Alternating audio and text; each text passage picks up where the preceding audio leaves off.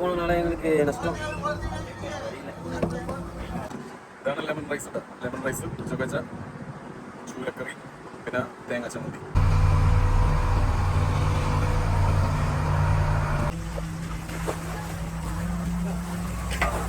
ഹേ നമസ്കാരം. അങ്ങനെ 4ാമത്തെ ദിവസത്തെ ഫിഷിങ്ങിന് വേണ്ടിയിട്ട് നമ്മളിത് ഓടിപ്പോയിക്കൊണ്ടിരിക്കേണ്ട. അപ്പോൾ പണിയെല്ലാം കഴിഞ്ഞ് എല്ലാവരും നല്ല ഉറക്കത്തിലാണ്. കാരണം ഉറക്കമെന്ന് പറയുന്ന സാധനം ഇല്ലാത്തൊരു പണിയായതിൻ്റെ പേരിൽ ചെറിയൊരു ഗ്യാപ്പ് കിട്ടിക്കഴിഞ്ഞാൽ അപ്പം എല്ലാവരും ഉറങ്ങോട്ടെ. ഡ്രൈവർ ഉറങ്ങാൻ പറഞ്ഞാൽ മാത്രം കിടന്നുറങ്ങുള്ളൂ കേട്ടോ. അല്ലാന്നുണ്ടെങ്കിൽ നമുക്ക് വല കെട്ടാനുണ്ടെന്നുണ്ടെങ്കിൽ ആ വലയെല്ലാം കെട്ടിക്കൊണ്ടിരിക്കോട്ടെ. ഇപ്പോൾ റുബിസ്റ്റനാണ് സ്റ്റിയറിംഗും ഇരിക്കണം. അപ്പോൾ ഞാൻ അവൻ്റെ അടുത്ത് പറഞ്ഞു, നീയും കിടന്നുറങ്ങിക്കോ, ഞാൻ ഓടിച്ചോളാന്ന് പറഞ്ഞു. അപ്പോൾ നമുക്ക് ഇനി ഒരു 3 ഞോട്ടിക്കലും കൂടി ഓടാനായിട്ടുള്ളൂ കേട്ടോ. ഷിപ്പുകളൊക്കെ ഈ ഒരു ഇതിൻ്റെ ഉള്ളിൽ വരാൻ നേരത്ത് നമുക്ക് ഈ ഒരു GPS-നകത്ത് കാണിക്കും. എന്ത് വന്നു കഴിഞ്ഞാലും അലാറം നമുക്ക് കാണിക്കും ഷിപ്പുകളൊക്കെ വരുമ്പോൾ. കാരണം അതൊരുപാട് ഉപകാരമാണ്. കാരണം രാത്രി നമ്മൾ കിടന്നുറങ്ങാൻ നേരത്ത് നമ്മുടെ ഇത്ര ഞോട്ടിക്കൽ മൈലിൻ്റെ ഉള്ളിൽ എന്ത് വന്നു കഴിഞ്ഞാലും ഇങ്ങനെ അലാറം അടിച്ചുകൊണ്ടിരിക്കും. ഇപ്പോൾ നമ്മുടെ അടുത്തേക്ക് കൂടി ഒരു ഷിപ്പ് പോയിട്ട് അലാറുണ്ട്, പക്ഷെ അത് മ്യൂട്ട് ചെയ്ത് വെച്ചാണ് ഉണ്ടാക്കണ്ട. ഷിപ്പ് നോക്കി അധികം ഓട്ടമൊന്നും ഇല്ലാത്തതിൻ്റെ പേരിൽ നിന്ന് നേരത്തെ നമ്മൾ ആ ഒരു ലക്ഷ്യസ്ഥാനത്തേക്ക് എത്തും. അവിടെ ചെന്നിട്ട് പിന്നെ ഒഴുകി നടക്കൂല, നമ്മൾ നേരെ പാരച്ചൂട്ട് തട്ടോട്ടാ. പയ്യാണ് നമ്മുടെ ബോട്ട് പോകണതെന്ന് വെച്ച് കഴിഞ്ഞാൽ, അതായത് ഏകദേശം ഒരു 4-4.5 നോട്ടിക്കൽ മൈൽ സ്പീഡൊക്കെ അടിച്ചാണ് പോണത്. ലക്ഷ്യസ്ഥാനത്തെത്തി നമ്മൾ നേരെ പാരച്ചൂട്ട് കടലിലേക്ക് തട്ടിയിട്ടാണ്. പാരച്ചൂട്ട് എന്താണെന്ന് പലർക്കും അറിയാൻ പാടുണ്ടാവില്ല, ഞാൻ പറഞ്ഞുതരാം. അതായത് നമ്മൾ ഇപ്പോൾ ഒരു സ്ഥലത്ത് എത്തിക്കഴിഞ്ഞ് നമ്മുടെ ലക്ഷ്യസ്ഥാനത്ത് എത്തിക്കഴിഞ്ഞ് ബോട്ടിൻ്റെ എഞ്ചിനെല്ലാം ഓഫ് ചെയ്ത് കഴിഞ്ഞാൽ നമ്മുടെ ബോട്ട് ഇങ്ങനെ ഒഴുകി നടക്കും. അതായത് കടലിൽ മുകളിൽ ഒഴുക്കില്ലെങ്കിലും അടിയിലെ വെള്ളം വലിവും നല്ല വലിവായിരിക്കുള്ളൂ. അപ്പോൾ ചിലപ്പോൾ 2, 3, 4, 5 നോട്ടിക്കലൊക്കെ നമ്മളിങ്ങനെ ഓടി ഇങ്ങനെ പോകും, അതായത് ഒഴുകി ഇങ്ങനെ പോകും. അപ്പോൾ ഈ പാരച്ചൂട്ട് ഇടുന്നതിൻ്റെ കാരണം എന്ന് വെച്ച് കഴിഞ്ഞാൽ നമുക്ക് ആങ്കർ എത്തില്ലൂടെ, അതായത് നങ്കൂരം എത്താത്ത അത്രയും ആഴമുള്ളതിൻ്റെ പേരിലാണ് നമ്മളിവിടെ പാരച്ചൂട്ട് ഇടുന്നത്. പാരച്ചൂട്ട് ഇടുമ്പോൾ ഈ പാരച്ചൂട്ട് ഇങ്ങനെ വിരിഞ്ഞൊരു കുട പോലെ ആയി കഴിയുമ്പോൾ ആ വെള്ളം വലിവിൽ ഇങ്ങനെ നിൽക്കും. അതായത് സാധാരണ നമ്മുടെ ബോട്ടിനെ 4-5 നോട്ടിക്കൽ മൈൽ ഓടിച്ച് ഒഴുക്ക് കൊണ്ടുപോകുന്നുണ്ടെങ്കിൽ പാരച്ചൂട്ട് ഇടുമ്പോൾ ആ വെള്ളം വലിവ് ഇങ്ങനെ പിടിച്ച് നിർത്തി പയ്യെ നമ്മുടെ ബോട്ടിനെ അനക്കുള്ളൂ കേട്ടോ. പിന്നെ ഈ ഡീപ് സീൽ വേറൊരു കാര്യം എന്ന് വെച്ച് കഴിഞ്ഞാൽ പാരച്ചൂട്ട് ഇട്ട് കഴിഞ്ഞാൽ അപ്പം തന്നെ ഇഷ്ടം പോലെ മീനുകളാണ് ഇതിന് ചുറ്റും ഇങ്ങനെ വന്നുകൊണ്ടിരിക്കുന്നത് കേട്ടോ. ഇത് നോക്കിയാൽ കണ്ട ഒരു കുട പോലെ ഇങ്ങനെ വിരിഞ്ഞ് നല്ല അടിപൊളിയായിട്ട് ഇങ്ങനെ നിൽക്കും. അപ്പോൾ ഈ വെള്ളം വലിവിൽ ഈ സംഭവം നിൽക്കുമ്പോൾ എന്ന് വെച്ച് കഴിഞ്ഞാൽ നമ്മുടെ ബോട്ട് അധികം വലിഞ്ഞ് ഒഴുകി ഇങ്ങനെ നടക്കില്ല കേട്ടോ. കണ്ട ഇപ്പോഴാണ് അത് ഏകദേശം പൂർണ്ണ രൂപമായിട്ട് വന്നേക്കണത്. അപ്പോൾ ഇതുപോലെ നമ്മുടെ ഡീപ് സീ ബോട്ടുകളിലും അതുപോലെ ഈ ചൂണ്ടപ്പണിക്കൊക്കെ പോണ ബോട്ടുകളിലൊക്കെ ഉണ്ടാവാറുണ്ട് കേട്ടോ. ആങ്കർ ഇടാൻ പറ്റാത്ത സിറ്റുവേഷനിലാണ് നമ്മൾ ബോട്ടിൽ പാരച്ചൂട്ട് എന്ന് പറയുന്ന സംഭവം യൂസ് ചെയ്യുന്നത് കേട്ടോ. അപ്പോൾ അതേ നമ്മുടെ കമ്പനി ബോട്ട് നമ്മുടെ അടുത്ത് വന്നിട്ടുണ്ട്. അവർക്കെന്തോ അരിക്കെന്തോ ആവശ്യം, അരി എന്തോ വേണമെന്ന് പറഞ്ഞിട്ട് അത് വാങ്ങാൻ വേണ്ടി അടുത്ത് വന്നിട്ടുണ്ട്. കടലിൽ ഇങ്ങനെയാണ് ഡീപ് സീയിലേക്ക് നമ്മൾ പോകാൻ നേരത്ത് ഒരൊറ്റ ബോട്ടായിട്ട് പോവില്ല. കാരണം എന്തെങ്കിലും ഒരു അപകടം പറ്റിക്കഴിഞ്ഞാൽ നമുക്ക് വിളിക്കാനോ അല്ലെങ്കിൽ അടുത്തൊരു ബോട്ട് പോലും ഉണ്ടാവില്ല. അപ്പോൾ എപ്പോഴും 2-3 ബോട്ടായിട്ട് നമ്മൾ കടലിൽ പോവുള്ളൂ. അത് ഈ ഗിൽനെറ്റ് ബോട്ടുകളുടെ കാര്യമുണ്ടാണ് പറഞ്ഞത്. അതായത് നമ്മൾ ഡീപ് സീ പണിയെടുക്കുന്ന ബോട്ടുകളുടെ കാര്യമാണ് ഞാൻ പറഞ്ഞത്. 1-2-3 ബോട്ടായിട്ടേ അവർ പോവുള്ളൂ, ഒറ്റയ്ക്കൊരിക്കലും പോവില്ല. കാരണം എന്തെങ്കിലും പറ്റിക്കഴിഞ്ഞാൽ ഭയങ്കര റിസ്ക്കാണ്. അപ്പോൾ 1.5 നോട്ടിക്കൽ ഗ്യാപ്പിലായിട്ട് ഓരോ ബോട്ടുകൾ ഉണ്ടാകും. അതായത് നമുക്കൊരു ചെറിയൊരു ഉറുമ്പ് പോലെ നമുക്ക് കാണാൻ പറ്റും അങ്ങറ്റത്ത്. രാത്രിയാണെങ്കിൽ വെട്ടം കാണാൻ പറ്റും, രാവിലെ ചെറിയൊരു തരിയായിട്ടേ നമുക്ക് കാണാൻ പറ്റുള്ളൂ കേട്ടോ. അതായത് വയർലെസ്സിൽ വിളിച്ചു കഴിഞ്ഞാൽ നമുക്ക് കിട്ടുന്ന ദൂരത്തായിരിക്കും ഈ ബോട്ടുകളൊക്കെ ഉണ്ടാവണം. അപ്പോൾ എന്തെങ്കിലും നമുക്ക് പറ്റിക്കഴിഞ്ഞാൽ ഇവരെ വിളിക്കുമ്പോൾ ഇവർ ഓടി വരും അടുത്തേക്ക്. അപ്പോൾ ഇതുപോലെയാണ് നമ്മൾ കടലിൽ വെച്ച് അങ്ങോട്ടും ഇങ്ങോട്ടൊക്കെ സാധനങ്ങൾ കൈമാറുന്നത്. ഇപ്പോൾ എന്തോ ആട്ടപ്പൊടി അരി എന്തൊക്കെയാണ് കൊടുത്തുകൊണ്ടിരിക്കുന്നത് നോക്കി. നമുക്ക് ഇന്നലെ കിട്ടിയ മീനിൻ്റെ ലഭ്യത എന്ന് വെച്ച് കഴിഞ്ഞാൽ ഏകദേശം ആ ഒരൊറ്റ ദിവസം 2.5 ലക്ഷം രൂപയുടെ പണി ഉണ്ടായിരുന്നു കേട്ടോ. അപ്പോൾ ശരിക്കും പറഞ്ഞു കഴിഞ്ഞാൽ എല്ലാ ദിവസവും അങ്ങനെ കിട്ടണമെന്നില്ല. അപ്പോൾ നമ്മൾ എല്ലാവരുടെ അടുത്തും ആ ഒരു മീനിൻ്റെ ലഭ്യത കിട്ടിയത് പറയില്ല വയർലെസ്സിനകത്ത്. നമ്മുടെ കൂട്ടബോട്ട് അല്ലെങ്കിൽ കമ്പനി ബോട്ടിൻ്റെ അടുത്ത് മാത്രം പറയുള്ളൂ. അത് ചേട്ടനിമാരുടെ ബോട്ടായിരിക്കുള്ളൂ. അപ്പോൾ അവരുടെ അടുത്ത് പറഞ്ഞു കഴിഞ്ഞപ്പോൾ നമ്മുടെ കമ്പനി ബോട്ട് അടുത്ത് വന്നിട്ട് നമ്മുടെ അടുത്ത് തന്നെയാണ് അവരും ഈ പ്രാവശ്യം വല വെക്കാൻ പോകുന്നത്. അപ്പോൾ അവർ നമ്മുടെ ബാക്കിൽ റോപ്പ് കെട്ടി കിടക്കേണ്ട. കാരണം അവർക്ക് ഈ പറഞ്ഞ പോലെ കുറച്ച് ദൂരം അങ്ങോട്ട് ഓടി മാറിക്കഴിഞ്ഞാൽ വല വെക്കാനുള്ള ദൂരത്തോട്ടെ. ചോറും മീൻ കറിയും അതുപോലെ തന്നെ നല്ല അടിപൊളി ചുക്കയും ഉണ്ടായിട്ട് ട്യൂണച്ചുക്ക. അപ്പോൾ ഈ ഭക്ഷണം കഴിച്ച് കഴിഞ്ഞാൽ കുറച്ച് നേരം ഉറങ്ങാനായിട്ടുള്ള ഒരു സാവകാശം സ്രാങ്ക് തന്നിട്ടുണ്ട്. ഭക്ഷണം കഴിച്ചിട്ട് എല്ലാവരും ഉറങ്ങും. അത് കഴിഞ്ഞിട്ട് നേരെ വലയിടോട്ടാണ്. അങ്ങനെ നമ്മൾ കടലിലേക്ക് വല വിടാനായിട്ട് ആരംഭിച്ചിട്ട് നോക്കിയ ക്ലൈമറ്റ് ഉണ്ട്. സൺസെറ്റ് എന്നൊക്കെ പറഞ്ഞു കഴിഞ്ഞാൽ എന്താ രസമെന്ന് അറിയുമോ. അത് നമ്മൾ കാണുമ്പോൾ ഈ കടലിൻ്റെ നടുക്കൊന്നും ഇങ്ങനെ കാണുമ്പോണ്ടല്ലോ സൺറൈസും അതുപോലെ സൺസെറ്റ് എല്ലാം നല്ല സൂപ്പറായിട്ട് നമുക്ക് കാണട്ടെ. വല കടലിലേക്ക് ഇങ്ങനെ എറിഞ്ഞിടുന്ന പോലെ തന്നെ നമ്മുടെ സൂര്യനും താന്ന് കടലിലേക്ക് പോയിക്കൊണ്ടിരിക്കേണ്ട. കടലിലേക്കല്ല, വേറൊരു സ്ഥലത്ത് ഒതുക്കാനായിട്ട്. ചെറിയ തണുത്ത കാറ്റും വെയിലൊന്നും ഇല്ലാണ്ട് ഇവിടെ ഇങ്ങനെ ആസ്വദിച്ചിരിക്കാനായിട്ടുണ്ടല്ലോ. വേറെ ലെവലാണ്. നോക്കിയേ സൺസെറ്റ് നോക്കി. അടിപൊളിയല്ലേ കാണാനായിട്ട്. അപ്പോൾ ചില സമയങ്ങളിൽ ചില കമൻറ്റ് കാണാറുണ്ട് നമ്മുടെ ഈ വല എങ്ങനെ താന്നു പോകണം, അതിലെന്തെങ്കിലും വെയിറ്റ് ഇടണ്ടായില്ലെന്നൊന്നും. ശരിക്കും ഈ വലയിൽ നമ്മൾ വെയിറ്റാ കാര്യങ്ങളൊന്നും ഇടണം കേട്ടോ. നമ്മുടെ ആ വല അങ്ങനത്തെ ടൈപ്പ് വലയാണ്. ആ വല വെള്ളത്തിലേക്ക് ഇട്ട് കഴിഞ്ഞാൽ ഓട്ടോമാറ്റിക്കലി താന്നു പോകട്ടെ. മുകളിൽ പിന്നെ ബോയ് ഉണ്ടാവും വല മൊത്തത്തിൽ താന്നു പോകാതിരിക്കാൻ വേണ്ടിയിട്ട്.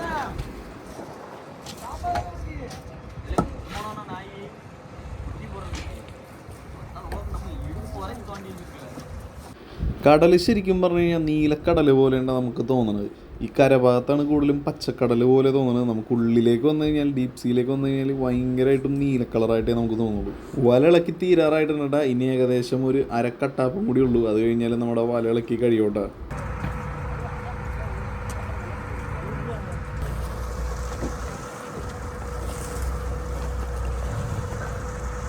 ഇന്ന് രാത്രിയിലേക്ക് നമ്മൾ കഴിക്കാനെടുത്തേക്കെന്ന് പറഞ്ഞു കഴിഞ്ഞാൽ ഒരു വെറൈറ്റി ഡിഷ് ഉണ്ട്. അതായത് ലെമൺ റൈസ് എന്ന് പറയും. വേറെ ഒന്നുമില്ല, എണ്ണയിലേക്ക് വറ്റൽമുളകും അതുപോലെ വേപ്പിലയും കുറച്ച് വെളുത്തുള്ളിയും കൂടി ഇട്ട് നന്നായിട്ടൊന്ന് വേവിച്ച് മൂപ്പിച്ചെടുക്കോട്ടെ. അതൊന്ന് വഴറ്റി കിട്ടിയതിന് ശേഷം പിന്നെ ലെമൺ റൈസ് മിക്സ് എന്ന് പറയുന്ന ഒരു പൊടിയുണ്ട് വേറെടുത്ത്. അത് അതിലേക്ക് ആ ഒരു മസാലയിലേക്ക് ഇട്ട് കൊടുത്തു കഴിഞ്ഞാൽ ലെമൺ റൈസ് റെഡി ആയിട്ടാണ്. പിന്നെ നമ്മുടെ സാധാ ചോറിൽ ഇവരുടെ പൊന്നേരിയാണല്ലോ, ഏകദേശം ഒരു ഫ്രൈഡ് റൈസ് ബിരിയാണി പോലെയൊക്കെ ഇരിക്കണ അരിയാൻ്റെ പേരിൽ വേറെ പ്രശ്നങ്ങളൊന്നുമില്ല. ഇവരെന്ത് ചെയ്യുമെന്ന് വെച്ച് കഴിഞ്ഞാൽ മസാലയൊക്കെ ഇട്ട് നന്നായിട്ട് റെഡിയാക്കി കഴിഞ്ഞാൽ പിന്നെ അരി എടുത്തിട്ട് ആദ്യം തന്നെ ഇതിൻ്റെ ആ ഒരു മസാല റെഡിയാക്കി ഒഴിക്കും. പിന്നെ അതിൻ്റെ മുകളിൽ റൈസ് ഇടും. പിന്നെ വീണ്ടും അങ്ങനെ ലെയർ അടിച്ച് കൊണ്ടുപോയി നന്നായിട്ട് മിക്സ് ചെയ്താണ്ട് നമ്മുടെ ലെമൺ റൈസ് ഇവിടെ ഈ ബോട്ടിൽ റെഡിയാക്കി എടുക്കുന്നുണ്ട്. അപ്പം നിങ്ങളൊന്ന് ട്രൈ ചെയ്ത് നോക്കിയോ വേണമെന്നുണ്ടെങ്കിൽ സംഭവം വിജയിച്ച് കഴിഞ്ഞാൽ തകർപ്പനായിരിക്കും ഉണ്ടാകും.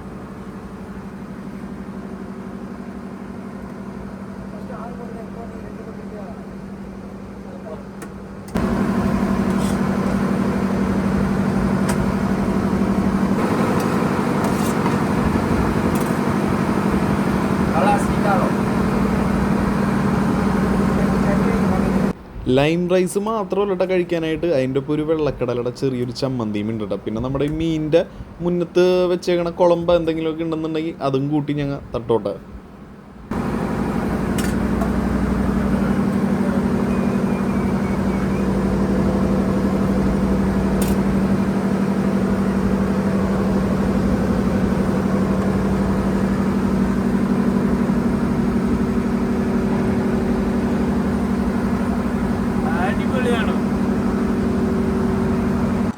ഇതാണ് ലെമൺ റൈസ് കേട്ടോ. ലെമൺ റൈസ്, ചൊവ്വച്ച, ചൂരക്കറി, പിന്നെ തേങ്ങാ ചമ്മന്തി ഇങ്ങനെ എടുത്തിട്ട്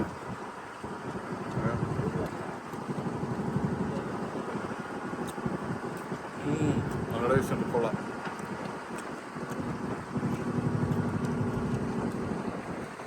மக்களே ஹாய் சொல்லுங்க.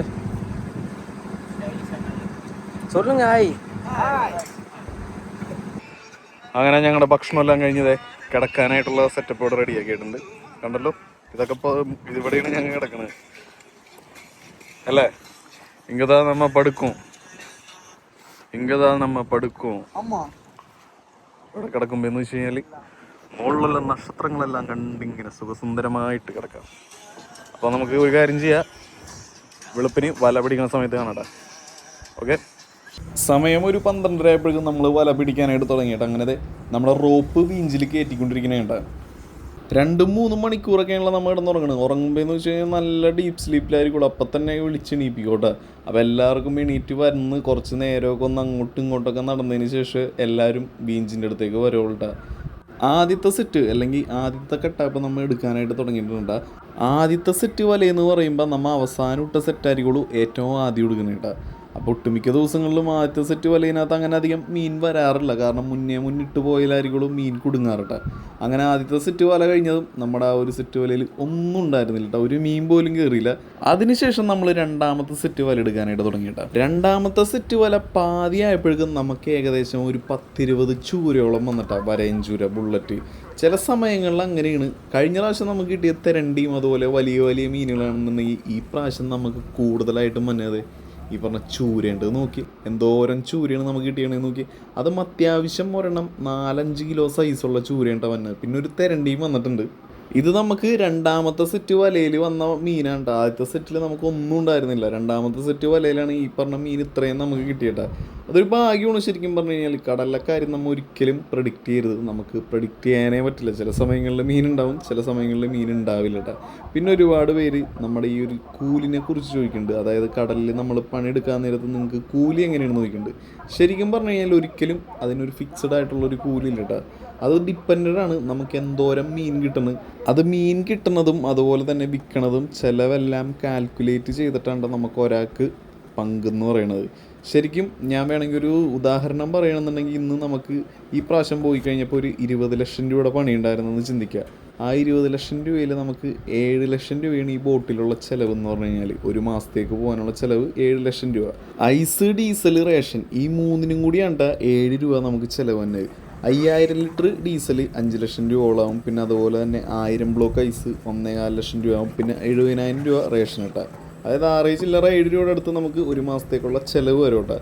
ഇനിയിപ്പോൾ നമ്മൾ കടലിൽ പോയി പണിയെടുത്തുണ്ടോ മീൻ പിടിച്ചിട്ട് വരാൻ നേരത്ത് നമുക്ക് ചിലവിനുള്ള പൈസ പോലും കിട്ടിയില്ല. അതായത് 7 ലക്ഷം രൂപയുടെ പണി പോലും ഇല്ലയെന്നുണ്ടെങ്കിൽ നമുക്ക് ബാറ്റ് ഉണ്ടാവും. അതായത് വല ഇളക്കിയ എത്ര നാളാണ് അത്ര നാളത്തെ ബാറ്റ ഒരാൾക്ക് 1000 രൂപ വെച്ച് നമ്മുടെ ഈ മുതലാളിമാർ കൊടുക്കട്ടെ. ഇനിയിപ്പോൾ നമ്മളിപ്പോൾ പോയി കഴിഞ്ഞ് 20 ലക്ഷം രൂപയുടെ പണിയായിട്ട് ആണ് വന്നതെന്നുണ്ടെങ്കിൽ ബാറ്റിലെ പകരം ഷെയറാണ് 50% മുതലാളിക്കും 50% തൊഴിലാളിക്കട്ടെ. പിന്നെ ഈ ബോട്ടിലുള്ളതെന്ന് വെച്ച് കഴിഞ്ഞാൽ 2-3 മാസം എന്തോ അടുപ്പിച്ച് കടലിൽ പോയി കഴിഞ്ഞാൽ പിന്നെ നമുക്ക് ഒരു മാസം ഷിഫ്റ്റാണ്. ഷിഫ്റ്റിൽ നമ്മൾ കരയിലിരിക്കുമ്പോൾ നമുക്ക് വരും വേറൊരാൾ ബോട്ടിൽ കയറി പോകും. അപ്പോൾ ആ പോക്കിന് എത്ര രൂപ ഷെയർ പണിക്കാർക്ക് കിട്ടുന്നത് ആ പൈസ തന്നെ നമ്മൾ വീട്ടിലിരിക്കുമ്പോൾ നമുക്കും കിട്ടും. അതായത് നാട്ടിലെ ബോട്ട് വെച്ച് നോക്കാൻ നേരത്ത് എൻ്റയർലി ഡിഫറൻ്റ് ആണ്. പിന്നെ ഒരു മാസം 2 മാസം 3 മാസമൊക്കെ നമ്മൾ കടലിൽ കിടക്കണം എന്ന് പറഞ്ഞു കഴിഞ്ഞാൽ അതൊരു വളരെ ബുദ്ധിമുട്ടുള്ളൊരു കാര്യം തന്നെയാണ്. സിമ്പിളല്ല. അപ്പോൾ അതേ സമയം പയ്യെ ഇങ്ങനെ വെളുത്ത് വന്നിട്ട് അപ്പോൾ ഇവിടെ ഒരു നക്ഷത്രം കാണുന്നുണ്ട്. ഇതിന് ഇവർ പറയണമെന്ന് വെച്ച് കഴിഞ്ഞാൽ വെടിവെള്ളി എന്നാണ്. അതായത് വെടിയ കാലം എന്ന് വെച്ച് കഴിഞ്ഞാൽ വെളുപ്പിനെന്നാണ് അർത്ഥം. ആ ഒരു ടൈമിൽ വന്ന നക്ഷത്രം അതിൻ്റെ പേരിലാണ് അവർ അങ്ങനെ പറയുന്നത് വെടിവെള്ളി എന്ന് പറയും. നോക്കി വേറൊരൊറ്റ നക്ഷത്രത്തിനെ പോലും കണ്ടില്ലട്ടാ. ഈ ഒരു നക്ഷത്രം മാത്രമാണ് നമ്മുടെ ചുറ്റുവട്ടത്തുണ്ടായിട്ടാ. നേരത്തെ നിങ്ങൾ സൂര്യ അസ്തമയം കണ്ടില്ല, ഇനി നിങ്ങൾ സൂര്യ ഉദയം കൊണ്ടാ കാണാൻ പോകണം. നോക്കി ജ്വലിച്ചിങ്ങനെ ചുമന്ന് തുടുത്തിരിക്കേണ്ട നമ്മുടെ ഈ മേഘങ്ങളും എന്താ പറയുക, എന്താ ഭംഗിയെന്നറിയോ. ഇതൊക്കെ ഒന്ന് ആസ്വദിക്കണം നിങ്ങൾ. ഞാനിത് വീഡിയോയിലൂടെയൊക്കെ കാണിച്ചു കഴിഞ്ഞാൽ എത്രത്തോളം നിങ്ങൾക്കത് മനസ്സിലാവുമെന്നറിയില്ല ആ ഒരു ഫീലിങ്ങും കാര്യങ്ങളൊക്കെ. ഞാനാണെങ്കിൽ സൂം ഔട്ട് ചെയ്യും, സൂം ഇൻ ചെയ്യും, എന്തൊക്കെ ചെയ്ത് കഴിഞ്ഞിട്ടും എനിക്ക് കണ്ണി കാണുന്ന കാഴ്ച ഈ ഫോണിൽ എനിക്ക് എത്തിക്കാൻ പറ്റണില്ല. അത്രക്ക് ഭംഗിയിലാണ് ഈ ഒരു കളർ ഗ്രേഡിങ് ഇവിടെ വന്നേക്കണായിട്ട്. നോക്കിയേ നിങ്ങൾ. ഈ പ്രാവശ്യം കടലിൽ വന്നിട്ട് വളരെ കുറവായിട്ട് കിട്ടിയ മീനാണ്ട നമ്മുടെ വലയിൽ ഇപ്പോൾ കുടുങ്ങിയാണ്. വേറൊന്നുമല്ല, നമ്മുടെ ഓലക്കൊടിയനാണ്ട. കഴിഞ്ഞ പ്രാവശ്യമൊക്കെ പോയി കഴിഞ്ഞപ്പോൾ ഇഷ്ടം പോലെ ഇരുന്നു. പക്ഷേ ഈ പ്രാവശ്യം നമുക്ക് അധികം അങ്ങനെ കിട്ടിയിട്ടില്ല കേട്ടോ. ചൂണ്ടയിൽ ഒരു പ്രാവശ്യം അടിച്ചിരുന്നു, നമ്മുടെ ഓട്ട ചൂണ്ടിട്ട് കഴിഞ്ഞപ്പോൾ അതിലടിച്ചിരുന്നിട്ടാ. നോക്കി ഓലക്കൊടിയൻ, മയില്, അങ്ങനെ പല പല പേരുണ്ട്. നമ്മുടെ സെയിൽ ഫിഷ് എന്ന് പറയൂട്ടാ. അപ്പോൾ അതിനതേ പൊക്കി കയറ്റിക്കൊണ്ടിരിക്കുകയാണ്. നേരം പയ്യെ ഇങ്ങനെ വെളുത്തു തന്നെയുണ്ട്. ഭയങ്കര ഡേഞ്ചറാണ് ഈ മീൻ ജീവനോടെ വരുമ്പോൾ. കാരണം അതിൻ്റെ കൊമ്പ് കിടന്നുണ്ടല്ല ഇങ്ങനെ പിടച്ചൊടിച്ച് നമ്മുടെ വയറ്റത്തെങ്ങാലും കയറി കഴിഞ്ഞാൽ പരിപാടി തീർന്നു. നമ്മുടെ ചൂണ്ടയിൽ കിട്ടുമ്പോൾ അത് കറക്റ്റായിട്ട് കാണുന്നുണ്ട്. വീഡിയോ ഞാൻ കാണിച്ചിട്ട് നിങ്ങൾക്ക്. ഇവർ ഈ വലയിൽ നിന്ന് നല്ല സ്പീഡിൽ അങ്ങോട്ടും ഇങ്ങോട്ടൊക്കെ തെറ്റിച്ചും കാണിച്ചൊക്കെ ഈ മീൻ അതിൽ നിന്ന് ഊരിയെടുക്കുന്നുണ്ട്. പക്ഷെ നമുക്കത് പറ്റില്ല കേട്ടോ. കാരണം എക്സ്പീരിയൻസ് ആണത്. അവരത് അത്ര നാളും പോയി അവർക്കതൊരു ഞാക്ക് കിട്ടി അതിനെ പെട്ടെന്നാണ് വലയിൽ നിന്ന് ഇങ്ങനെ ഊരിയെടുക്കണത്. ഈ ബോട്ടിൽ പണിക്ക് പോകണവരാണെന്നുണ്ടെങ്കിൽ അവർക്ക് പണി അറിയില്ലെങ്കിൽ ആദ്യം കൊടുക്കണ പണി ഇതാണ്ട്. അതായത് മീൻ വരുമ്പോൾ മീനെ വലയിൽ നിന്ന് ഇതുപോലെ ഉടക്ക് മാറ്റി ഊരിയെടുത്ത് നേരെ സ്റ്റോർ റൂമിൻ്റെ മുന്നിൽ കൊണ്ടുപോയിടാട്ട.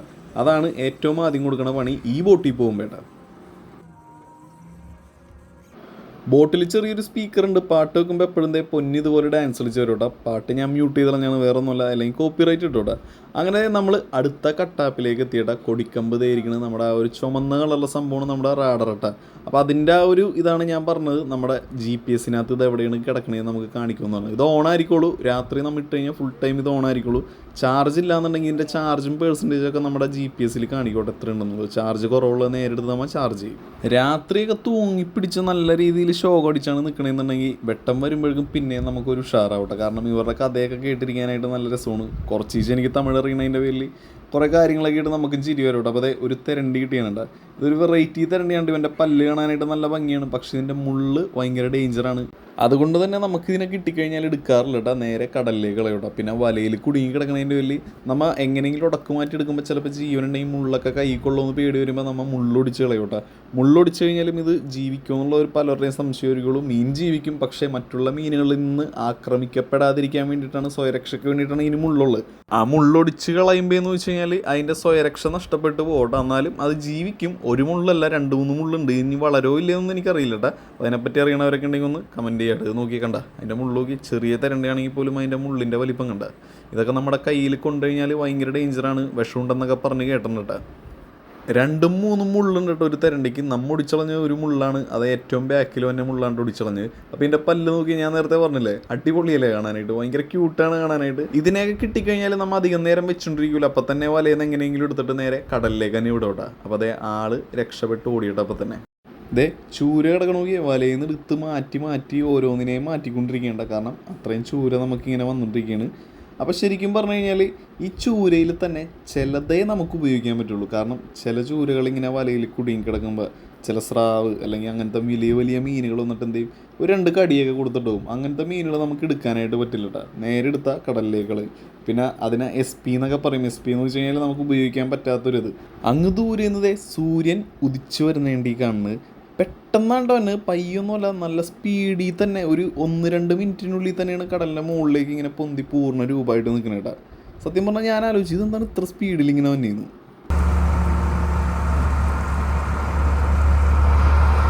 കിട്ടിയ ചൂരെല്ലാം നമ്മൾ കൊട്ടയിലാക്കി വെച്ചിട്ടുണ്ട്. അപ്പോൾ എങ്ങനെ പോയി കഴിഞ്ഞാൽ ഒരു കൊട്ടയിൽ 4-5 എണ്ണം കയറണുള്ളൂ. ഒരു 4-5 കിലോ സൈസ് അങ്ങനത്തെ ഒരു സൈസിലാണ്ട് നമ്മൾ ഈ ഒരു ചൂരിനെ സ്റ്റോർ ചെയ്യാനും പോകണം. ചെറുതുകൊണ്ട് വലുതുകൊണ്ട് അങ്ങനെ മാറിയാണ് നിൽക്കുന്നത്. വന്നേക്കണ ഒരു പന്നിക്കോലാൻ. ആ ഒരു പന്നിക്കോലാനെ നമ്മൾ വിഞ്ചിലടിച്ചെടുക്കുകയാണല്ലോ. ഞാൻ മുന്നേ പറഞ്ഞ പോലെ തന്നെ നമുക്ക് അത്യാവശ്യം വെയിറ്റൊക്കെ വിഞ്ചിലടിച്ചെടുക്കാട്ടോ. പിന്നെ അതിനൊരു ലിമിറ്റ് ഉണ്ട്. ആ ലിമിറ്റ് കഴിഞ്ഞ് കഴിഞ്ഞാൽ പിന്നെ നമ്മൾ വെള്ളത്തിൽ ചാടി കയറൊക്കെ കെട്ടി കപ്പിയിലടിച്ചെടുക്കണം കേട്ടോ. അപ്പോൾ ഏകദേശം ഒരു 10, 40, 35 കിലോ ഉള്ളൊരു പന്നിക്കോലാനുണ്ടോ നമുക്ക് ഈ ഒരു വീഞ്ചിൽ നമ്മൾ ഈ പഠിച്ചെടുത്തേണെന്ന് വെച്ച് കഴിഞ്ഞാൽ. നോക്കി, ഒരു 5-6 തെരണ്ടി നമുക്ക് കിട്ടിയിട്ടുണ്ട് കേട്ടോ. തെരണ്ടിയുടെ ഒരു 5 എണ്ണത്തിൻ്റെ കുടലെടുത്ത് വെച്ചിട്ടുണ്ട്. പിന്നെ കഴിഞ്ഞ വീഡിയോയിൽ മൊത്തം തെരണ്ടിനെ കാണിച്ചതിൻ്റെ പേരിൽ ഈ പ്രാവശ്യം കാണുമ്പോൾ ബോറടിക്കോലാന്ന് വിചാരിച്ചാണ് നമ്മൾ തെരണ്ടിനെ പിടിക്കണമെന്ന് അധികം കാണിക്കാത്തതിൻ്റെ. അപ്പോൾ അതെ, നമ്മൾ ചൂരനെ സ്റ്റോർ റൂമിലേക്ക് ഇറക്കിക്കൊണ്ടിരിക്കേണ്ട, വല പിടിച്ചുകൊണ്ടിരിക്കേണ്ട. വല പിടിച്ച് നമ്മൾ തീർന്നിട്ടില്ല, ഇനിയും ഉണ്ട് ഒരു 2 സെറ്റ് വലയിട്ട. അപ്പോൾ ആർക്കും ഒരു റിയാക്ഷൻ ഇല്ലാണ്ട് വല പിടിക്കുന്നുണ്ട് കഴിഞ്ഞപ്പോൾ ഞാൻ അങ്ങോട്ടും ഇങ്ങോട്ടൊക്കെ വീഡിയോ എടുക്കാനായിട്ട് ക്യാമറ അങ്ങോട്ടും ഇങ്ങോട്ടൊക്കെ തിരിച്ചു കഴിഞ്ഞപ്പോൾ എല്ലാവരുടെയും മുഖത്ത് ചിരിയായിട്ട്. മുനീശ്വരനും അതുപോലെ തന്നെ നമ്മുടെ മണിയും പിന്നെ റിബുസ്റ്റനൊക്കെ ഇരുന്ന് ചിരിച്ചുകൊണ്ടിരിക്കേണ്ട. ഇന്ന് ഒരു മീൻ വലയിൽ കയറി വന്ന സമയത്ത് തട്ടിപ്പോയേട്ടാ, നേരെ എടുത്ത് ചാടി വെള്ളത്തിലേക്ക്. അതിനുശേഷം റോപ്പ് ഇട്ടതേ തട്ടിപ്പോണെന്ന് വെച്ച് കഴിഞ്ഞാൽ വലയിൽ ഇങ്ങനെ ചെറുതായിട്ട് ഇങ്ങനെ കുടുങ്ങി കിടക്കുള്ളൂ. പൊക്കിയെടുക്കുമ്പോഴേക്കും അത് വെള്ളത്തിലേക്ക് പോകും. അതിപ്പോൾ ചെറിയ ചൂരയാണെങ്കിലും വലിയ കോലാനാണെങ്കിലും നമ്മൾ ചാടി എടുക്കോട്ടെ. എടുക്കാൻ പറ്റണമെന്നുണ്ടെങ്കിൽ നമുക്ക് നോക്കുമ്പോൾ അറിയാൻ പറ്റും കടലിൻ്റെ അടിയിലേക്ക് എത്ര ആഴത്തിലേക്ക് അത് പോയിട്ടുണ്ടെന്ന്. ഇപ്പോൾ ഇത് ചെറിയൊരു പന്നിക്കോലാനായിരുന്നു, പക്ഷെ നേരെ വെള്ളത്തിലേക്ക് ചാടി നമ്മൾ പൊക്കിയെടുക്കേണ്ട.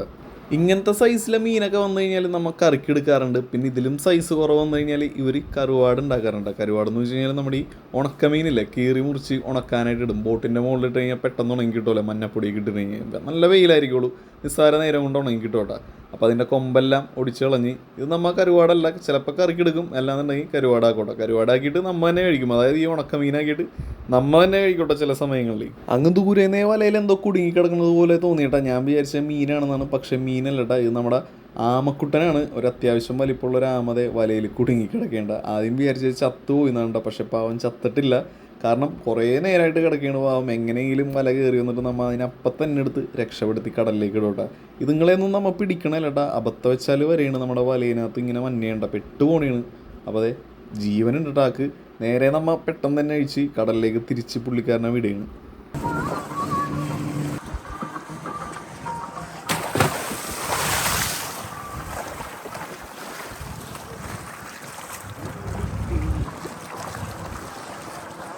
സോ നമ്മുടെ ലാസ്റ്റ് സെറ്റ് വല നമ്മൾ എടുക്കാനായിട്ട് തുടങ്ങിയിട്ടാണ്.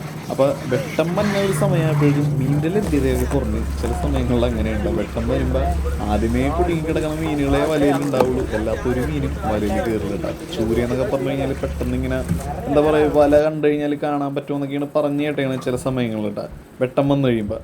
എന്നാലും 1-2 മാത്രമേ നമ്മുടെ വലയിൽ വന്നുള്ളൂ കേട്ടോ.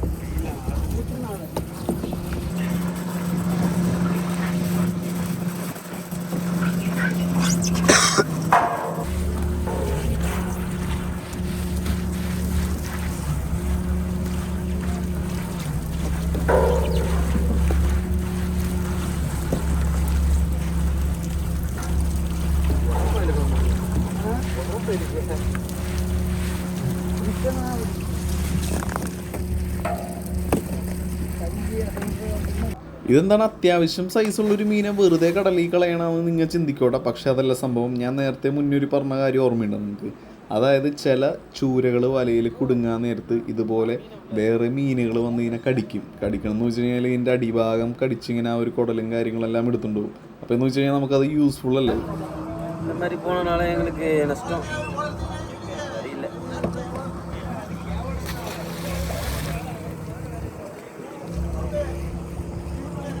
ഏകദേശം ഒരു 300-350 ചൂരയോളം നമ്മൾ സ്റ്റോർ റൂമിൽ ഇറക്കിയിട്ടുണ്ട്. അതുകൂടാണ്ട് ഒരു 10-70 ചൂരയോളം നമ്മുടെ മുകളിൽ, അതായത് ബോട്ടിൻ്റെ അണിയത്ത് കിടക്കുന്നുണ്ട്. നമ്മുടെ കൂട്ട ബോട്ടിനെ വിളിച്ചു വെച്ച് കഴിഞ്ഞപ്പോൾ അവർക്കൊരു 500 ചൂരയോളം കിട്ടിയെന്നാണ് പറഞ്ഞത്. കിട്ടുമ്പോൾ എല്ലാവർക്കും കിട്ടും. അങ്ങനെ കിട്ടിക്കഴിയുമ്പോഴാണ് ഇവർ വില അങ്ങോട്ട് ചവിട്ടിക്കളയും. അതായത് നമുക്ക് മീൻ എന്തോരം കഷ്ടപ്പെട്ട് നമ്മൾ പിടിച്ച് ചെന്ന് കഴിഞ്ഞാലും ആ മീന് വില കിട്ടില്ല വേണ്ടത്ര. അതാണ് പ്രശ്നം വന്നത്. അത് ഓടിയാൻ പറ്റുന്ന കിടക്കും.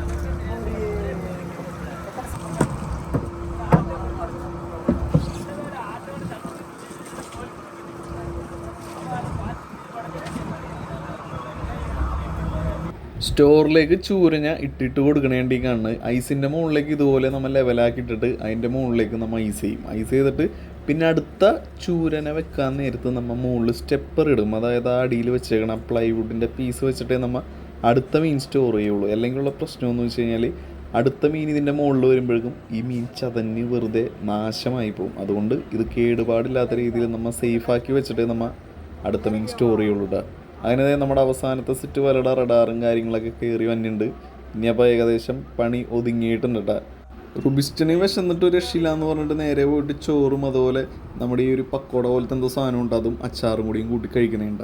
ആദ്യം ഇവരോടൊപ്പം പോയി കഴിഞ്ഞപ്പോൾ ഇവരെങ്ങനെ കഴിക്കണം എന്നാണ് ഞാൻ ചിന്തിച്ച് ഈ സംഭവമൊക്കെ കൂട്ടി. പിന്നീട് ഇവരോടൊപ്പം ശീലമായി കഴിഞ്ഞപ്പോൾ ഞാനും കഴിക്കാൻ തുടങ്ങിയിട്ടാണ്. നല്ല ടേസ്റ്റാണ്, അടിപൊളിയാണ്ട. അങ്ങനെ കൊടിക്കമ്പ് ബോട്ടിലേക്ക് കയറ്റിക്കൊണ്ടിരിക്കേണ്ട. കറി വെച്ചിട്ടില്ല, നമുക്ക് കറി ഇനി വേണം വെക്കാനായിട്ട്. സെൽവത്തിൻ്റെ അടുത്ത് അപ്പോൾ ഞാൻ ചൂരെടുത്തിട്ട് നമുക്ക് ഈ പ്രാവശ്യം ചുക്ക് ഉണ്ടാക്കിയല്ലാന്ന് വെച്ച്. ചുക്കാന്ന് പറഞ്ഞാൽ അടിപൊളിയാണ്ട. അങ്ങനെ രമേഷനാണെന്നുണ്ടെങ്കിൽ നമ്മുടെ ചൂരനെ നല്ല അടിപൊളിയായിട്ട് നല്ല സ്റ്റൈലിൽ ഐസ് ചെയ്ത് വെച്ചുകൊണ്ടിരിക്കുന്നതിൻ്റെ കാണുന്നത് നോക്കി എന്താ ഭംഗിയുന്നുണ്ട്. ചൂരല്ലട്ടാ, നല്ല 2 കേരി ഉണ്ടായിരുന്നു. ആ 2 കേരിന് എടുത്തിട്ടാണ് നമ്മൾ ഇന്ന് ചുക്ക വെക്കാനായിട്ട് പോകുന്നത്. അപ്പോൾ തൊലിയെല്ലാം കളഞ്ഞ് നല്ല അടിപൊളിയായിട്ട് ഒരു കത്തിയൊക്കെ സെറ്റ് ചെയ്ത് വെച്ചിട്ടുണ്ട്. ആദ്യത്തെ വീഡിയോയിൽ എപ്പോഴുള്ള കമൻ്റ് ആയിരുന്നു കത്തി മാറ്റാനായിട്ട്. ഈ പ്രാവശ്യമുള്ള കത്തി എന്ന് വെച്ചാൽ നല്ല മൂർച്ചയുള്ള കത്തിയാണ്. ഒറ്റ വിട്ടിന് 2 പീസ് ആവട്ടെ. അങ്ങനെ മീറ്റ് മാത്രം നമ്മൾ എടുത്തിട്ട് നല്ല അടിപൊളി ചൂര ചുക്ക് ഉണ്ടാക്കാനായിട്ട് പോകേണ്ട.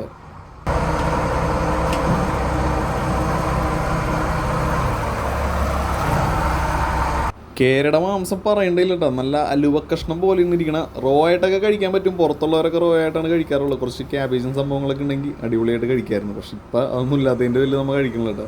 അങ്ങനെ സവാളയും വറ്റൽമുളകും മാത്രം കൊണ്ട് എടുക്കണം. പിന്നെ കുറച്ച് വെളുത്തുള്ളിയും എടുക്കേണ്ടി. ഇവരുടെ പച്ചക്കറി എന്ന് പറഞ്ഞു കഴിഞ്ഞാലുണ്ടല്ലോ, എ ഗ്രേഡ് പച്ചക്കറിയാണ് ഇവർ യൂസ് ചെയ്യുന്നത് കേട്ടോ. അതായത് എല്ലാ ബോട്ടിലും കൊച്ചിയിൽ കയറി കഴിഞ്ഞാലും തൂത്തുക്കുടിയിൽ കയറി കഴിഞ്ഞാലും റേഷൻ വന്നതെന്ന് വെച്ച് കഴിഞ്ഞാൽ കൊച്ചിയിലാണ് കയറുന്നതെന്നുണ്ടെങ്കിൽ റേഷൻ തമിഴ്നാട്ടിൽ നിന്ന് ഇങ്ങോട്ട് വരോട്ടെ. അത്രയ്ക്ക് എ ഗ്രേഡ് സാധനങ്ങളാണ് ഈ പച്ചക്കറിയിൽ ഇവർ ഉപയോഗിക്കുന്നത്. അത് നമ്മൾ സമ്മതിച്ച് കൊടുത്തേ പറ്റുള്ളൂ കേട്ടോ. ഇവിടുത്തെ പച്ചക്കറിയും അവിടെ നിന്ന് കൊണ്ടുപോകുന്ന പച്ചക്കറിയും തമ്മിൽ ഒരുപാട് വ്യത്യാസമുണ്ട്. അതായത് സവാള ആയാലും വെളുത്തുള്ളി ആയാലും അത് നമുക്ക് എടുക്കുമ്പോഴും അതിൻ്റെ ആ ഒരു ക്വാളിറ്റി നമുക്ക് മനസ്സിലാവട്ടെ. ചെറുതായിട്ട് അരിഞ്ഞേക്കണ സവാള, അതുപോലെ വറ്റൽമുളക്, പിന്നെ ചെറിയുള്ളി, പിന്നെ നമ്മുടെ ഇഞ്ചി, ഇത്രയും വേണ്ട നമ്മുടെ ചുക്ക വെക്കാനായിട്ട് നമ്മൾ എടുത്തേക്കണ സംഭവം എന്ന് വെച്ച് കഴിഞ്ഞാൽ. അങ്ങനെ സ്റ്റൗ കത്തിച്ച് അടുത്തൊരു ഇരുമ്പിൻ്റെ കഷ്ണം വെച്ചാണ്. എന്തിനാന്ന് വെച്ച് കഴിഞ്ഞാൽ റോളിങ്ങിൽ പാത്രം അങ്ങോട്ടും ഇങ്ങോട്ടും ആടാതിരിക്കാൻ ഒന്ന് അഡ്ജസ്റ്റ് ചെയ്ത് വെക്കാൻ വേണ്ടിയിട്ടാണ്. ഓയിലൊഴിച്ച് ഓയിലിനകത്തേക്ക് നമ്മുടെ ഈ പറഞ്ഞ സവാള, വറ്റൽമുളക്, പിന്നെ ഇഞ്ചി, പിന്നെ ചെറിയുള്ളി എല്ലാം ഇട്ട് കൊടുക്കുക കേട്ടോ.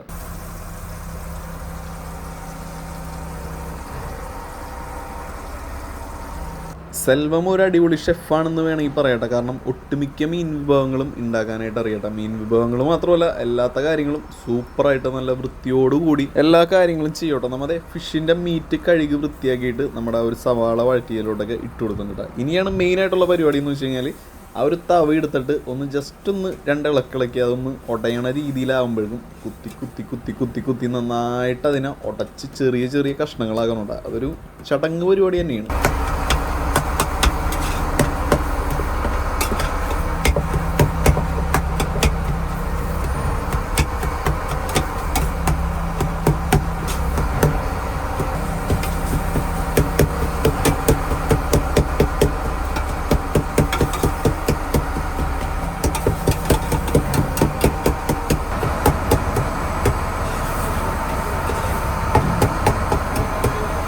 കുറച്ച് കഷ്ടപ്പെട്ടിട്ടാണെങ്കിലും കുറച്ച് നേരത്തിനുള്ളിൽ തന്നെ നല്ല പൊടി പോലെ ആയിട്ടത്.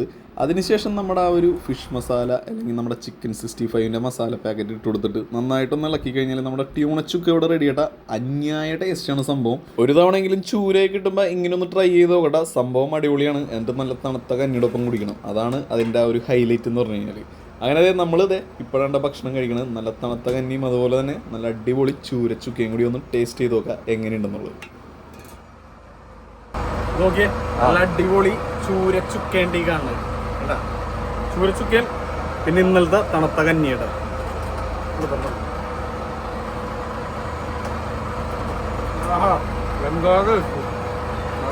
പരിപാടിയെല്ലാം കഴിഞ്ഞ് അടുത്ത സ്ഥലത്തേക്ക് നമ്മൾ ഓടിപ്പോകേണ്ട വീണ്ടും ഒരു കിടിലൻ കിടക്കാച്ച എപ്പിസോഡായിട്ട് കാണാം. Okay, Tata, bye bye.